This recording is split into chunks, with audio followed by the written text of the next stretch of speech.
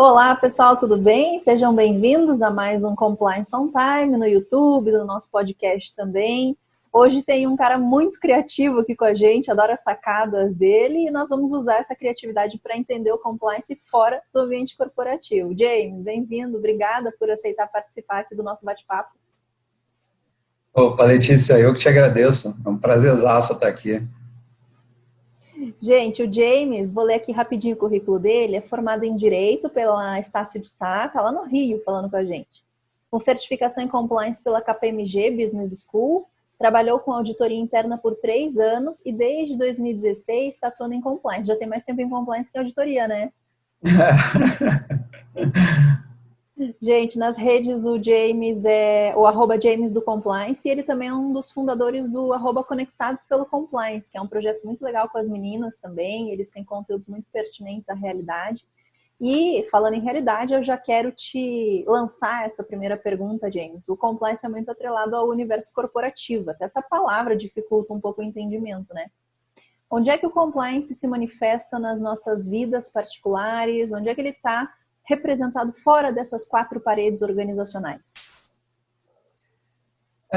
Eu até costumo falar com as pessoas a respeito disso, Letícia, no sentido de que o compliance ele precisa ser desvinculado um pouco da obrigatoriedade, aquela coisa assim, a compliance é conformidade, é legalidade. A gente tem que buscar trazer isso mais para um universo de integridade, ética, no dia a dia. E aí, por isso, assim, que quando você vai ver, a gente está tão cercado disso no dia a dia, né, do cumprimento das regras, de leis normais que a gente tem, as regras sociais, e aí você pode pensar também nessa parte de integridade, você fazer o certo sempre, né? Independente de ter a regra dentro da empresa e fora da empresa, você saber que tem que fazer aquilo, né? Mas isso é muito difícil, né? Porque hoje mesmo eu estava ouvindo uma reportagem sobre as questões de vacina e Covid, e poder fazer as coisas, as pessoas sempre podem. Elas podem não cumprir os códigos penais, de trânsito, todas as legislações. A questão é o preço que se paga em relação a esse descumprimento, né? Vamos pegar 2 exemplos típicos aqui sociais, então. Não votar, que hoje é uma obrigação e existe uma penalidade, e não pagar os impostos, com diferentes pesos.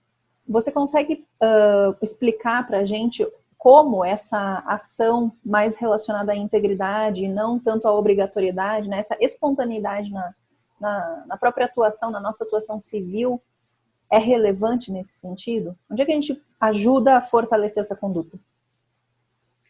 Eu acho que, assim, no dia a dia, o mais importante é a gente principalmente que trabalha com essa parte de compliance, o mais importante é a gente tentar evangelizar, né, as pessoas nesse sentido. Então, assim, é trazer esses conceitos de ética e integridade para o dia a dia. Então, seja na mesa de jantar, tem que trazer isso para dentro de casa. Por isso que eu gosto muito de falar do compliance fora da empresa, para ele não ficar vinculado ali, aquela coisa que muitas vezes as pessoas pensam em poder de polícia, o compliance vem ali, cuidado com o compliance, vão te denunciar no compliance. E a gente não pode ser visto dessa forma. Então, assim, eu acho que se a gente levar esse conceito de fazer o certo para dentro de casa, para os amigos, para a família, para as pessoas mais próximas, isso ajuda muito a construir uma sociedade mais justa, mais ética.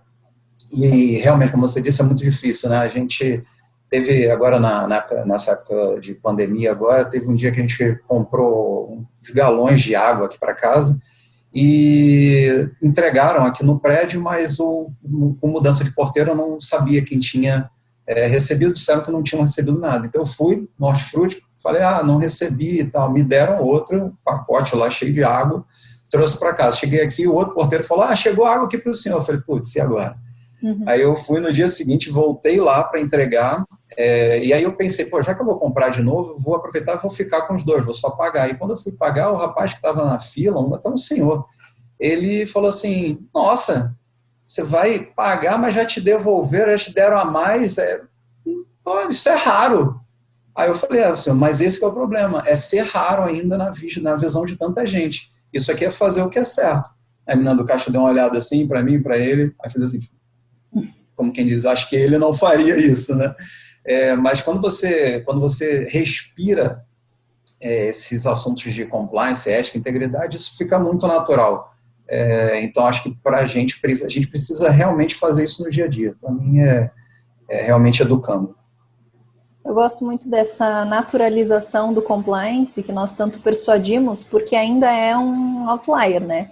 Eu digo e uso sempre esse exemplo da pessoa que acha uma carteira com dinheiro dentro, devolve e isso vira uma notícia. E essa é a exceção. Só que a corrupção é a exceção. O comportamento não ético não é normal. E a gente normalizou, a partir do momento em que revertemos essa nossa cultura e o entendimento de que a corrupção virou institucional na nossa sociedade, e chegou a hora, então, de, peraí, gente, isso não é o normal. Então, como que a gente pode normalizar isso, James? O que te levou nesse momento quando você chegou lá e falou, eu já vou ficar com esse outro segundo galão, só vou pagar. E você podia ter ficado com ele e não pagado, enfim, não ia fazer diferença para você, mas para o outro que recebeu esse dinheiro, sim. Psicologicamente, intrinsecamente, o que motiva uma pessoa a agir da forma correta e o que te motivou nesse caso e em tantos outros? Eu acho que assim, é uma satisfação pessoal de você saber que está fazendo o certo. Isso para mim é muito assim, é obrigação. Então, assim, para mim é muito mais obrigação você fazer o certo com relação à integridade ética do que fazer o certo porque está lá na lei dizendo que você tem que fazer. Não roubar, ok, não vou roubar porque está na lei. Não, você não vai roubar porque não vai roubar, não é teu. Então, assim, isso para mim é muito forte. Eu também, há pouco tempo, encontrei uma carteira, que nem você falou agora, só que não era uma carteira de dinheiro, era uma carteira com documentação de carro. E aí eu não dirijo, eu olhei aquilo ali e falei, putz, será que isso aqui é, tipo assim, é alguém que realmente jogou fora porque estava no meio da rua, não estava na calçada?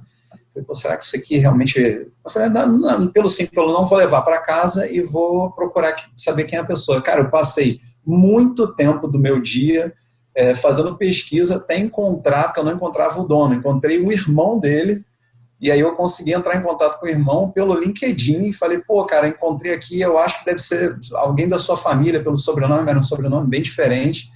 E aí ele, rapaz, e meu irmão não contou isso para ninguém, e essa documentação do gás do carro, pô, obrigado, vou falar com ele para entrar em contato com você. Aí o rapaz veio aqui, eu pedi desculpa para ele, falei, cara, desculpa ter te dedurado aqui sem querer, mas eu só queria entregar a documentação. Não tem problema não, beleza, obrigado. E aí depois o rapaz, tanto ele quanto o irmão, ficaram felizes por isso, e isso traz essa satisfação. É que nem quando eu faço doação de sangue.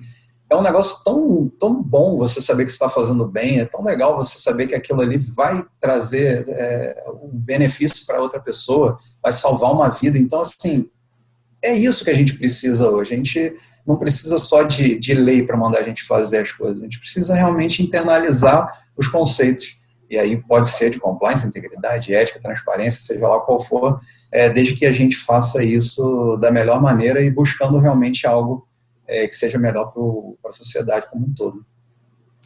Isso é muito bonito na fala, né? Mas é muito difícil na prática. Eu acho que nós temos um caminho longo e desafiador a ser percorrido no Brasil. E falando um pouquinho de ciências comportamentais, pegando a primeira resposta que você deu sobre desvincular da obrigatoriedade e evangelizar um pouco esse tema, levando para outros círculos sociais, a gente vê dois momentos em que a pessoa comete essas não conformidades, e lembrando que a maioria das pessoas não é desonesta, né? Nós somos pessoas normais que enfrentamos dilemas éticos e às vezes acabamos agindo de forma desonesta por duas grandes razões, ou porque a gente não percebe que é um ponto cego ético, né, como nós chamamos, ou a gente percebe, mas racionaliza, que foi o que esse outro cidadão que você encontrou na loja fez. Ele justificou. E existem muitas justificativas de desengajamento moral, digamos assim, para não, mas isso aqui é só um pouquinho, esse galão só custa R$10, o que são R$10 para uma empresa que fatura milhares ou milhões de reais? Então, nós temos esse caminho e essa distância moral dessa arquitetura de decisão que é tomada, que as pessoas consideram muitas coisas para vou pagar o dinheiro do galão que já me foi entregue ou não.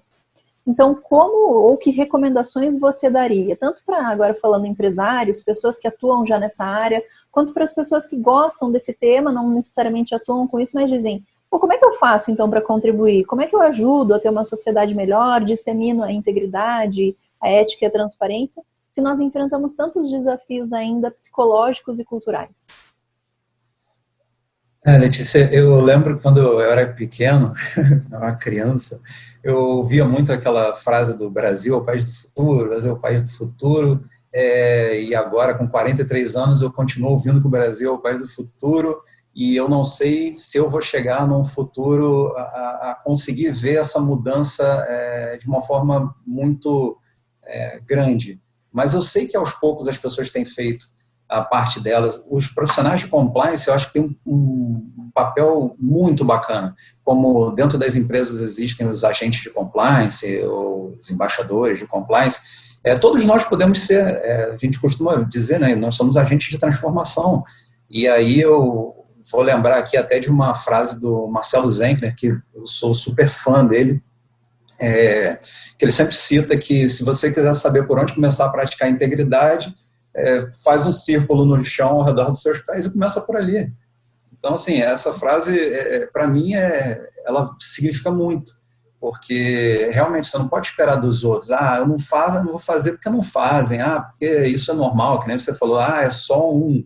Essa racionalização, tanto que é um dos elementos do triângulo da fraude, a racionalização. Então, se você tem isso, você, realmente, o que tem R$10? R$10 não é nada para ele. Mas são R$10 que são dele, não são seus, isso não te dá direito, você não pode racionalizar dessa forma.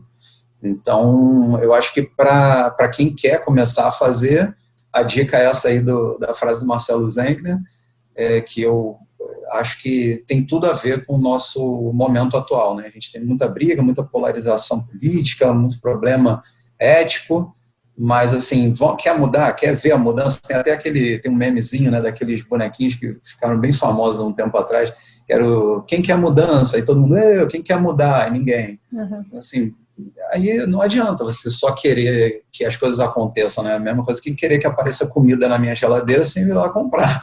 Não vai dar muito certo, não. Bem que com a internet das coisas, isso quase que já está acontecendo, hein? Cuidado com o que deseja.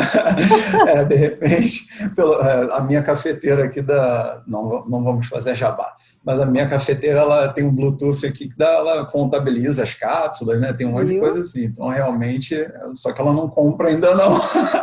Mas calma, que é um passo de cada vez. Eu acho bom que ela não compre, porque pela quantidade de café que eu bebo, nossa senhora, ia ter todo dia um saquinho novo aqui de café. Ô James, e quais você acha que são os principais desafios que a sociedade brasileira tem para deixar a integridade mais natural aqui para a gente? Então, inverter aquela coisa das notícias que a gente falou. Como é que naturaliza a ética? Eu costumo falar com as pessoas, até naquelas palestras de ambientação na empresa, sobre a diferença de ser compliance e estar em compliance. O estar em compliance é a sua obrigação, é aquela questão legal que a gente falou, é você fazer o certo porque tem ali alguém falando que tem que fazer. E o ser compliance é fazer isso todos os dias, independente da razão, simplesmente por ser certo. Então, assim, quando você fala em sociedade, eu sempre vou bater nessa tecla de que tem que vir de cada um. E aí são os bons exemplos. Eu acho que a gente tem que ter isso muito forte, né, dentro da gente. Se você faz aquilo correto, a outra pessoa vai ver, vai fazer, e a gente vai disseminando aí uma corrente do bem que não é difícil de ser feito. Muitas vezes ela não é feita porque as pessoas não acreditam, né? Então, quando você não acredita naquilo, fica realmente mais difícil.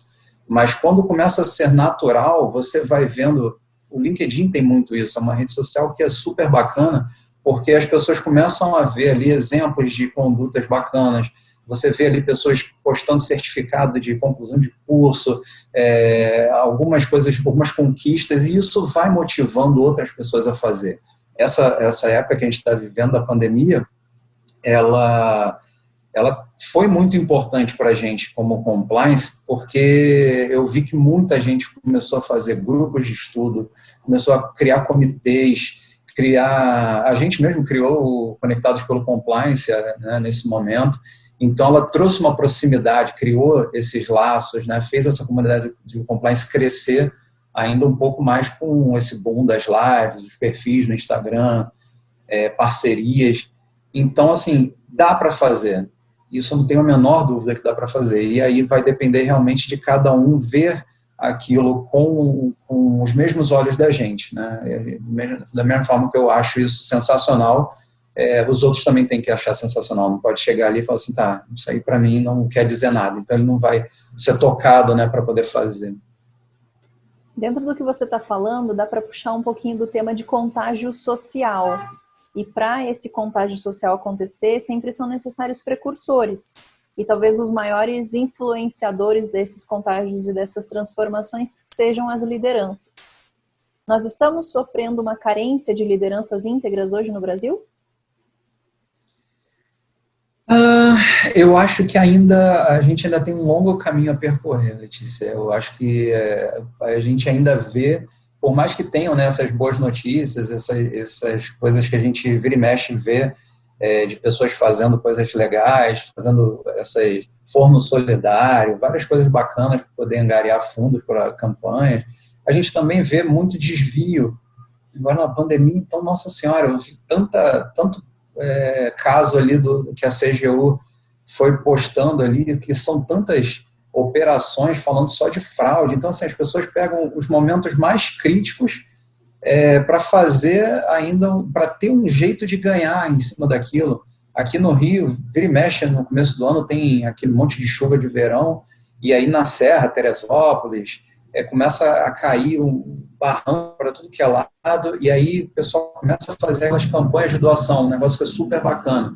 Então você doa comida, água, roupa.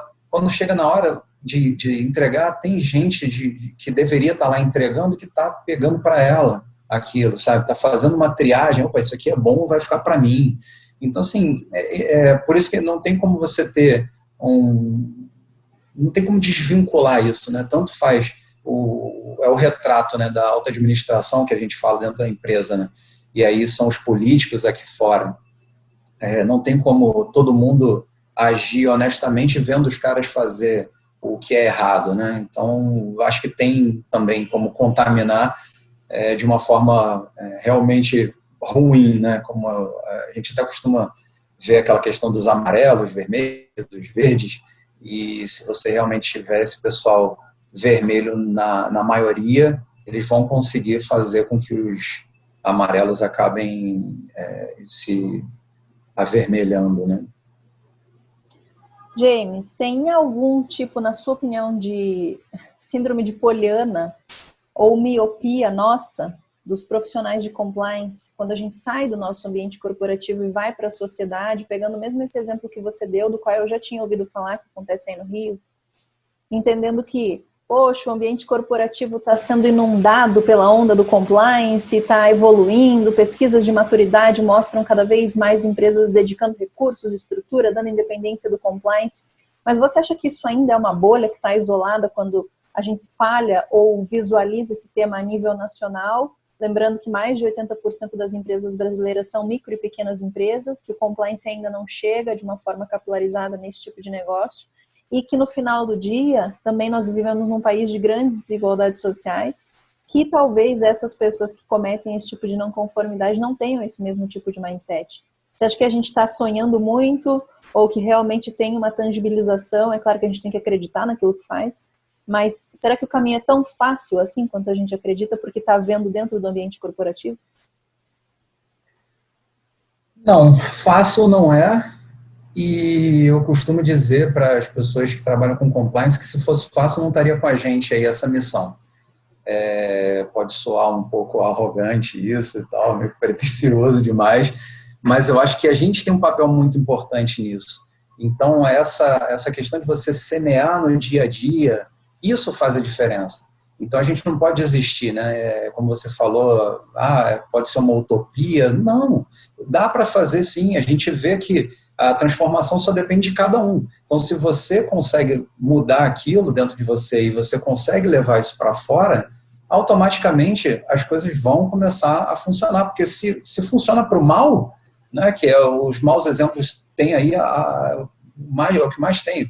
Teve o auxílio emergencial. Aí você vai ver, tem gente lá no aplicativo tentando ver se dá para receber, mesmo sem precisar, mesmo sem ser um daqueles que são elegíveis, né, a receber o benefício. Então, assim, a mente funciona muito bem para o mal. Então, por que não pode funcionar para o bem? Boa pergunta, né?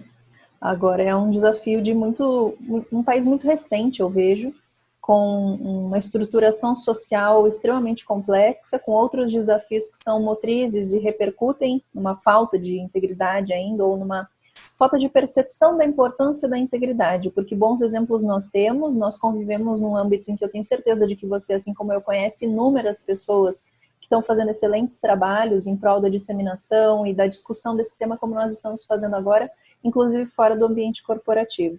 E fazendo um balanço, assim, de dentro das empresas, fora do que você observa também, quais são os nossos principais desafios? Olhando para um sistema estruturado de compliance e olhando um pouquinho enquanto sociedade.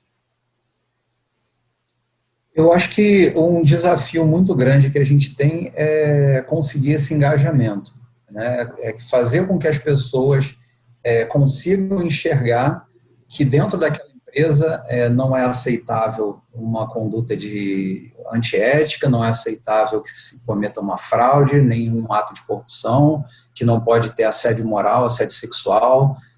Quando você consegue conscientizar as pessoas, fica muito mais fácil.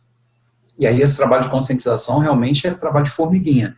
E aí você não pode deixar isso por conta de um treinamento anual. Ah, eu faço aqui um treinamento, então todo mundo sabe o que é certo. Não.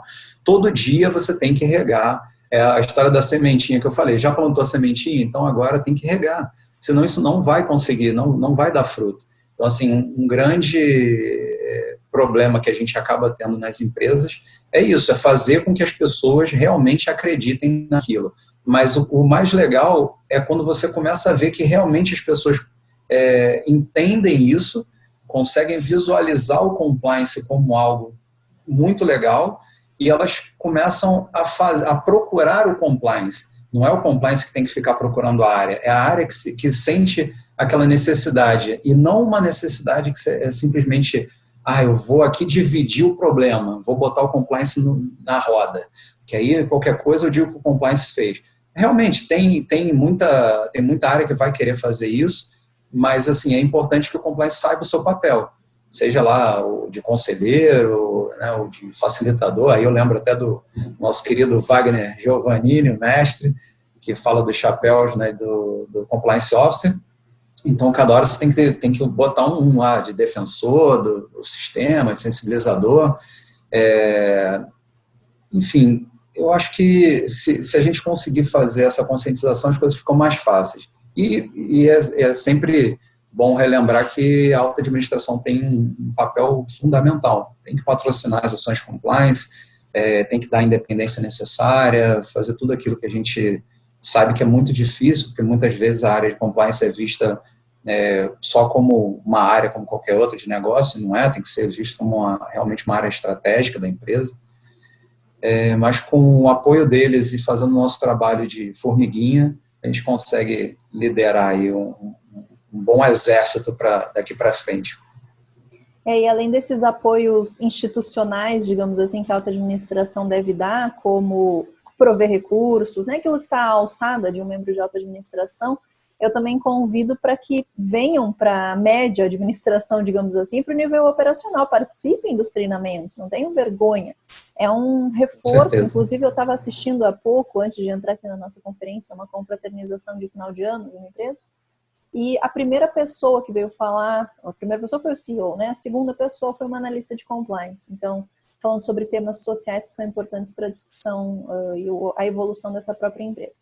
E falando disso, você mencionou temas de assédio moral, sexual, alguns outros que sempre existiram na sociedade, mas talvez nunca tenham tido tanta luz para discussão em função de legislação que foi se atualizando, em função de uma série de acessos que hoje nós temos por meio da internet.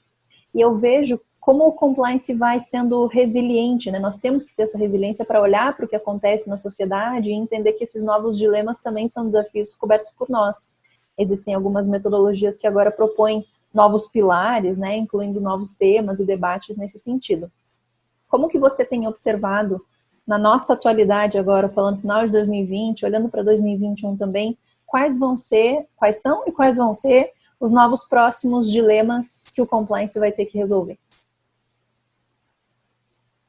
A gente tem aí já de cara a LGPD, que todo mundo fica naquela, né? Quem é o dono, hoje em dia não tem uma obrigatoriedade ali de ser o compliance ou de ser uma área específica ali de segurança da informação, que seja.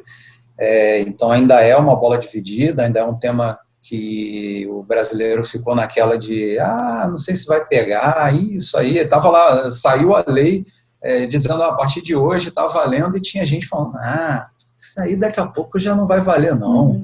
Então, assim, as pessoas não acreditam, porque vai dar trabalho, porque vai ser complicado. Então, um tema que assim, a proteção de dados veio para ficar, não tem como desvincular isso mais do nosso dia a dia. Hoje em dia você compra uma bala, tem que dar o CPF na padaria, então é um negócio meio, tipo assim, por que eu faço isso? Mas aí entra naquela, você vai brigar por causa do seu CPF que você está dando ali, por causa da padaria, você vai discutir a Lei Geral de Proteção de Dados com o rapaz do caixa, ou simplesmente você vai aceitar e falar, tá bom, deixa aí, já tem o CPF já está lá, porque não é a primeira vez que eu compro.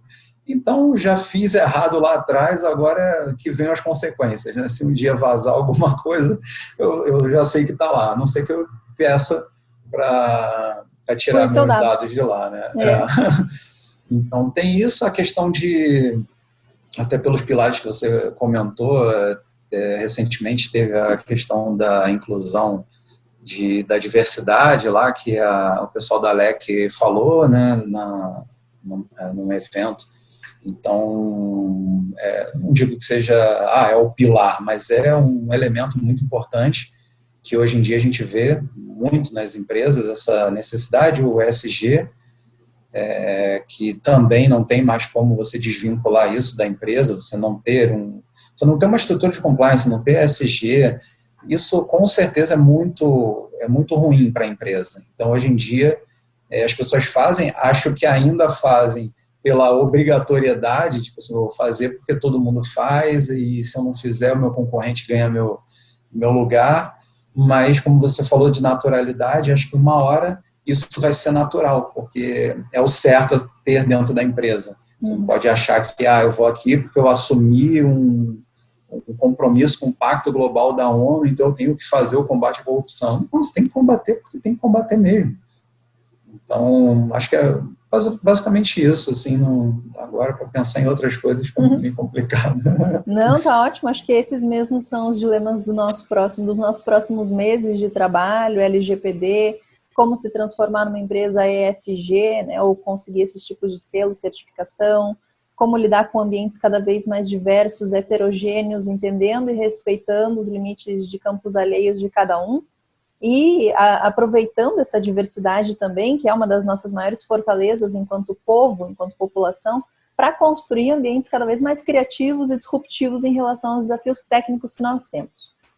Um parênteses aqui, vamos falar um pouquinho rapidinho que você mencionou, e eu tenho curiosidade de saber a sua opinião. Você acha que ESG é uma nova roupagem para sustentabilidade? Elas são a mesma coisa ou não?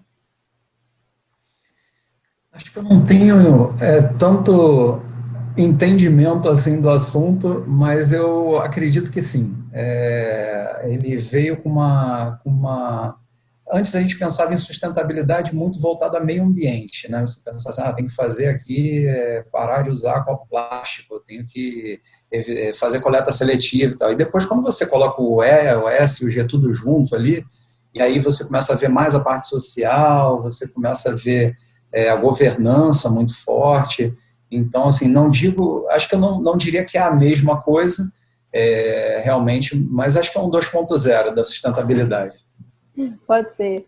James, deixa uma mensagem motivadora, uma mensagem engajadora para a gente, né? A gente já trabalha com isso, mas para quem vai nos ouvir também e tem curiosidade sobre o tema, como eu falei, quer ajudar, quer participar mais ativamente, você falou, né? Desenha o círculo em volta de si, então, e começa a agir. Pô, você é o primeiro precursor que deve fazer essa mudança, essa transformação. E o que mais? Você quer dar alguns acionáveis para essas pessoas? Dicas de livros, de páginas, de pessoas a seguir, fora você e o grupo, né? O que mais que a gente faz para construir um país melhor? Bom, eu acho que o mais importante é a gente se conscientizar de que a gente faz a diferença. Então, realmente você tem que pensar que a sua ação está sendo vista do mesmo jeito que existe até uma propaganda que eu vi alguns anos atrás, que o menininho fazia as mesmas coisas que o pai fazia, e o pai estava lá brigando com alguém, gritando no trânsito, xingando a esposa, e aí com isso ele fazia as mesmas coisas. Então, assim, por isso que eu falei do evangelizar, da educação, de levar isso para dentro de casa, porque a partir do momento que você tem essas ações, e você pode levar isso para o seu filho, para o seu sobrinho, para o seu afilhado, você vai construindo isso. Eu lembro quando eu estudei, tinha educação moral e cívica, aí virou SPB, então assim, tinha ali alguma coisa. Hoje em dia eu acho que nem tem isso na grade mais. Eu nunca mais ouvi ninguém falar sobre aprender nada disso na escola. E aí você dá ênfase ali a aprender geografia, história, geometria, seja lá o que for, mas assim, custa falar um pouquinho também de ética, integridade, virar realmente uma matéria ali que você precisa estudar e que você precisa, porque se não entra, né, normalmente no dia a dia das pessoas, que seja trazido pelo menos em algum momento dentro da escola. E eu acho que a escola tem um papel fundamental, a nossa primeira noção ali, né, de sociedade, você começa a lidar com outras pessoas fora do seu ambiente de casa. Então, a minha mensagem, Letícia, acho que é mais nesse sentido. Começa com a gente, começa com as nossas ações.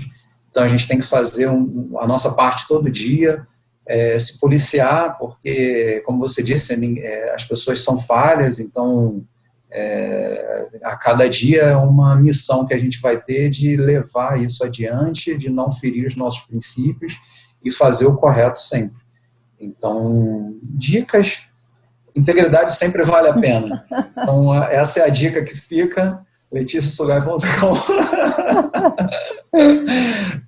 Eu acho que é basicamente isso. A gente tem que focar mais em integridade e ética e desvincular isso do nomezinho compliance.